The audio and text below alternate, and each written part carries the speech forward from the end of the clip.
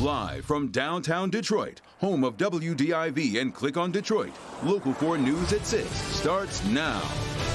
A Wayne County family files a lawsuit after their loved one is cremated before an autopsy was performed, why federal prosecutors say there could be more victims. Plus, things are trending in the right direction in the state's fight against the coronavirus pandemic, but Governor Whitmer says now is not the time to let up. But first, the local forecasters tracking a severe weather system making its way to Metro Detroit. And it brings with it a winter weather advisory that's in effect for much of southeast Michigan. That means snow and icy conditions could be on the way. Paul Gross is in for Ben tonight with a look at what we can expect. Hi, Paul. Yeah, hey there, Kim. And we are looking at the worst of the conditions probably being in two stages. One, when the heaviest snow moves in overnight. The other part is when we get the freezing rain first thing tomorrow morning. So the National Weather Service has issued that winter weather advisory. And for most of us, that's until 9 a.m. But north of I-69, right in this area up here, our north zone basically, we are looking at a noon expiration time for that winter weather advisory. So let's take a look at Storm Tracker 4. And as you can see, there is that band of snow there. So let's close in a bit and just see how close that's getting.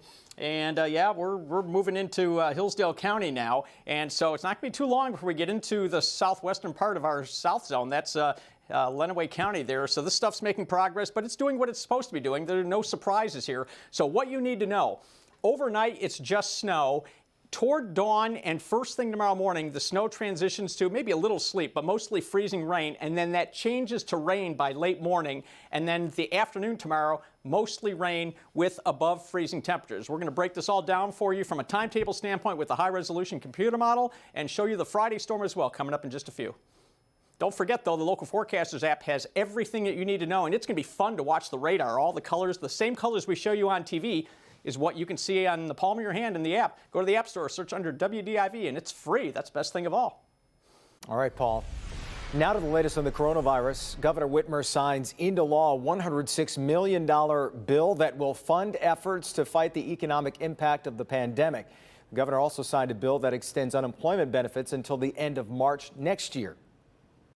I know how much our families, our frontline workers, and our small businesses need relief as we are getting through this tough winter. The bipartisan relief bill will provide families and small businesses the support they need to stay afloat. The bipartisan deal includes $55 million in grants for small businesses. $45 million is available in direct payments for workers who have been laid off or furloughed due to the virus. In the nation's capital, Senate Republicans block a push to increase stimulus checks from $600 to $2,000. Senate Majority Leader Mitch McConnell blocked a vote on the checks after it passed yesterday in the House. President Trump continues to call for the $2,000 checks. That unites him with the Democrats and incoming Biden administration.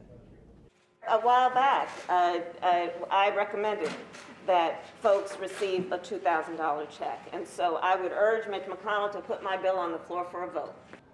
Tomorrow, the Senate plans to vote on if it will override President Trump's veto of the defense spending bill. Senator Bernie Sanders threatens to delay that vote unless McConnell allows a vote on increased stimulus checks. Now to the latest on the coronavirus numbers here in Michigan. The state reports over 3,400 new cases and 193 additional deaths in the last 24 hours. 105 of those deaths come from a review of vital records. The state's 7-day moving average for daily cases is at nearly 2,500, the lowest in several weeks, and the fatality rate is at 2.5%. More than 318,000 have recovered from COVID-19 across the state. It's been 6 weeks since the state's health department issued emergency orders after a rapid surge in coronavirus cases. Since then, the numbers have trended down, but Governor Whitmer is still warning Michiganders not to let up. Victor Williams joining us now live with more on that. Victor. Yeah, well, it looks like we're on the right track when it comes down to the coronavirus numbers, but we still have a long way to go before we make it to our destination, free and clear of COVID-19. Because so many Michiganders have done their part, our numbers are better than all of our Midwestern neighbors. The end seems to be near for COVID-19, but we still have such a long way to go before we can start the celebration. Cases are now at 279 cases per million people and have been declining for more than 38 days. However, that number is still 4 times what it was a few months ago in September. The number of deaths that we are seeing is also coming down. In the most recent week, there was an average of 107 deaths per day compared to 123 deaths per day the previous week. We're not out of the woods just yet, and in order to maintain the trend, we'll have to double down on what we've been doing so far, even if it means canceling more holiday plans. And so I'm asking that everyone continue to do what you have been doing. Stay home for New Year's, maybe get some takeout, support your local restaurants and local businesses, but stay close to home and celebrate responsibly. The vaccine has been in the state for only 2 weeks now and already injected in nearly 71,000 Michiganders. Still, more work has to be done on all sides in order to keep that momentum. And if we can keep our cases low while vaccinating as many people as possible, we will beat this virus. So please be planning now for how you will get the vaccine when it becomes available to you. All Michiganders have a role to play. Masking up, practicing safe social distancing, supporting our small businesses throughout this crisis, and avoiding indoor gatherings that spread the virus.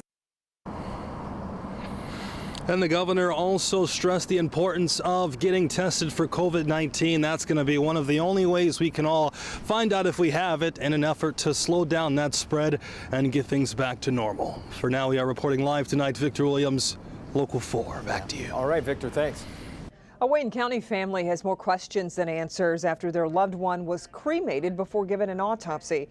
Now the family has filed a lawsuit against who they believe is to blame. As Priya Mann shows us, attorneys say there could be more victims.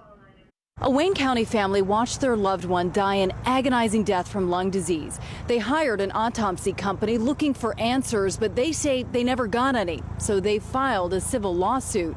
And now we've learned that the owner of that autopsy company is facing federal charges as well. They were defrauded. They were cheated. They were duped. Richard Wall died of lung disease last year, leaving behind a wife and 3 adult children. For decades, he'd worked in a factory, potentially being exposed to asbestos. The Brownstown family hired Sean Purcell's autopsy company to determine whether Wall had died of mesothelioma. If they could link his asbestos lung disease to the cause of death, they would have been entitled to apply to a fund that would have helped them. The family paid Purcell's company $3,500, but their attorney says Wall was cremated and there were no records of an autopsy. It turns out that Parcells not only took their money, but that of over 300 other people in various forms of this same scam. He's talking about a federal indictment out of Kansas, which alleges Parcells' business, National Autopsy Company, took payments from 375 clients to the tune of $1.1 million. The fact that he may end up in prison or face a substantial fine isn't going to be much consolation to my clients or people like them, but at least it will stop him from doing this again. The federal indictment alleges in some cases Parcells' company made it appear as though reports were from a pathologist when there wasn't one. In others, submitting a cause of death when the defendant lacked the knowledge, training, and authority. What goes on in the mind of someone like this to create such an elaborate scam and to continue to perpetuate it on so many people, all the while thinking he's going to get away with it, is just something that is astonishing. I'm Priya Mann, Local 4. Okay, Priya, and the feds are looking to recover the $1 million in fees Parcells' company received. If convicted, he could face up to 20 years in prison. You may have heard state police are looking for somebody impersonating a trooper on freeways here in Metro Detroit. What you likely haven't heard is that this fake cop pulled over a real one. That's right. It happened to a reserve officer for Highland Park. As Nick Monticelli reports, that officer knew something was off immediately. It's about 7 o'clock on Saturday night. Highland Park Reserve Officer Darius Bryant is on I-96 near the Davison, heading to his police station for the overnight shift, when a familiar sound and sight comes from behind. Lights and signs went off behind me, naturally I stopped. Bryant originally thought a Detroit officer was pulling him over, but then a man wearing an all-black dress uniform walked up and immediately ordered him out of his car. Bryant knew something was off. So when I stepped out, by this time we walked a little bit, and we were between my vehicle and his vehicle. I looked at him. I'm like, sir, who you with? He's like, MSP. Then from there, I asked him, sir, is it possible if I can see your departmental ID? He said, we don't carry those. That's when I took some steps back and retreated. That's when the fake cop quickly jumped in his car and took off. Who knew his exact intentions? Because if I was to go along with everything, if I would have produced my license and registration, what would we have done? That was all the questions that was going through my head. Now, the Michigan State Police are investigating. They put out this tweet showing what a real car looks like. Now, the fake cop was driving an all-black Charger with illegal lights and an illegal siren. Highland Park Chief Kevin Coney says if you are being pulled over but are not sure if it's a real cop, simply call 911. Go to a well-lit area to call. Ask questions, you know.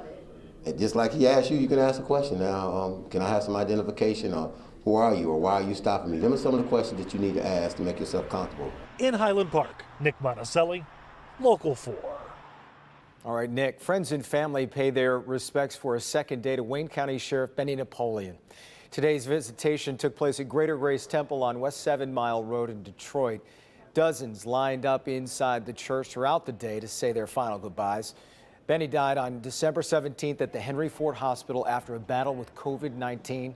He was 65 years old. Local leaders from across the state say Benny will be remembered for his love for everyone. He was a lover of the city of Detroit, and he loved to work with people. He could be strong when he needed to. He could be decisive when he needed to, but his personality was such that most problems could get solved by sitting down, talking to him about it. He made everybody feel welcome, made them feel warm just by his engagement with them. And I tell you, that's the sign of a good police officer, but also the sign of a good person, a person who can make you feel comfortable about the fact that you're in their presence. Yeah. A private funeral service is planned for Sheriff Napoleon. We have much more to come on a Tuesday edition of The Six. Here's Rod Maloney. We investors have been enjoying quite the ride here with the stock market going up, up, and up, but we also know that it can go down, down, down in a big hurry. How do you protect yourself? We're going to tell you.